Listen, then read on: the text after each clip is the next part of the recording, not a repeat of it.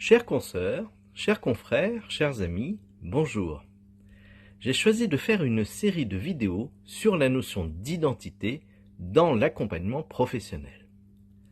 Bien sûr, ce qui est utile dans le monde professionnel peut valablement être utilisé dans des dimensions familiales ou amicales.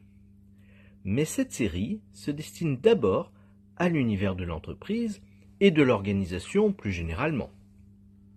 J'aborderai, dans les différents épisodes que je diffuserai dans les prochaines semaines, les approches plus transactionnalistes, notamment à travers la colonne vertébrale de l'identité de Vincent Lennart, PNListes, notamment avec la manière dont Diels et d'autres envisagent cette notion, et ce sera l'occasion pour moi de présenter un outil assez méconnu de Diels, la matrice de l'identité, plutôt que les niveaux logiques célèbres eux. J'apporterai mes propres regards, notamment par la présentation d'un modèle que j'ai formalisé en 2020, le quatuor identitaire, que vous retrouverez détaillé dans le livre que j'ai fait paraître aux éditions Erol, Coach professionnel, se former, s'installer, densifier son activité, anticiper les besoins des clients demain. Tout ceci est parti d'une prise de conscience forte de l'impact de ce que je nomme l'identité assignée chez plusieurs de mes clients et qui pouvait les mettre en grande difficulté sur leur poste ou dans les révolutions de carrière. J'ai nommé ce modèle le quatuor identitaire car il m'a immédiatement fait penser à une danse à 4 polarités. L'identité engagée, l'identité désirée, l'identité assignée, l'identité souhaitée. Avant de rentrer dans le modèle, en vous dévoilant sa dynamique interne, spécifique, quand et comment je l'utilise, je le mets en regard des apports de Lennart et de Diels, entre autres, voici un bref retour sur le concept même d'identité. Rappelons tout d'abord que ce concept est complexe par essence. Comme le rappelle si bien Edgar Morin, complexité vient de complexus, tisser ensemble. La notion d'identité est ainsi tissée de constituants hétérogènes inséparablement associés.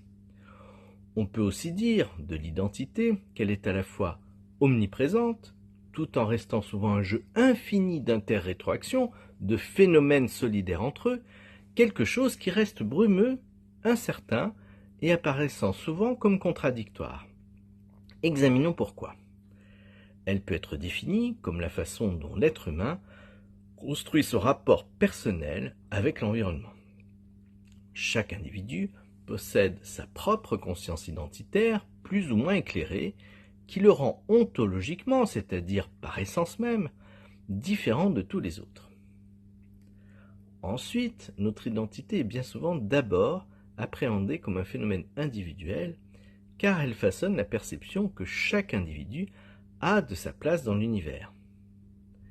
Elle provient aussi de la relation construite avec son milieu à travers le langage populaire, vulgaire, régional ou châtié, les actes, les idées sur les autres et le monde, les représentations, c'est-à-dire nos images porteuses de sens, et les biens matériels que nous utilisons, quels véhicules nous utilisons par exemple, et pourquoi.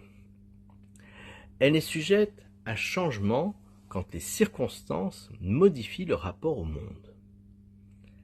Par exemple, cette consoeur me dit avec beaucoup d'émotion, à l'occasion d'un séminaire sur ce sujet, « Lorsque j'étais petite, j'habitais dans un village.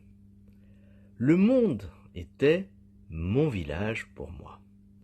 Tout le monde me connaissait, je ne le quittais pas, mes parents n'avaient pas les moyens de partir, même en vacances. Et puis un jour, je dus aller au collège dans la grande ville, où je ne m'étais jamais rendu. Et là, je me sentis brutalement différente, dans un rapport aux autres que je n'avais jamais connu. Je n'étais plus au centre de mon monde, mais une petite fille au milieu d'un immense espace inconnu. Je ne me sentais plus la même et ressentais même des peurs nouvelles, des sensations étranges. Puis vint l'université et ma rencontre avec mon futur mari. Il rêvait l'international, nous partîmes dès la fin de nos études aux États-Unis, et maintenant, je me rends compte que je suis encore cette petite fille de son village avec des décisions scénariques toujours présentes, et en même temps plus du tout la même, ayant découvert et ayant baigné dans une culture très différente, ayant parlé une langue différente, ayant appris à hybrider des représentations, des valeurs et des modes de fonctionnement très différents.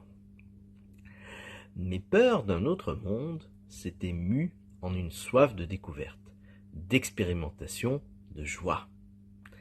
C'était une transformation radicale qui me fait me sentir encore aujourd'hui profondément différente. Nous voyons donc qu'à côté d'une identité structurelle très stable, être une femme ou un homme par exemple, l'évolution de l'environnement peut créer, s'il est suffisamment mouvant, une construction progressive, situationnelle, tout au long de la vie, qui peut profondément modifier notre identité. L'interaction avec les figures d'autorité, les rôles liés à son sexe et à la culture dans laquelle on évolue, l'éducation reçue dans son milieu.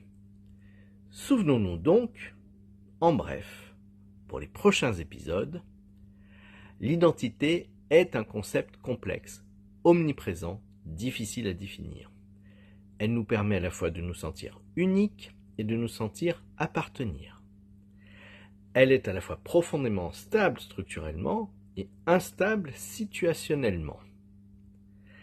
Suite au prochain épisode, pour aborder la notion d'identité collective, puis nous aborderons la colonne vertébrale de l'identité de Vincent Linhart, la matrice de l'identité de Diels et mon quatuor identitaire.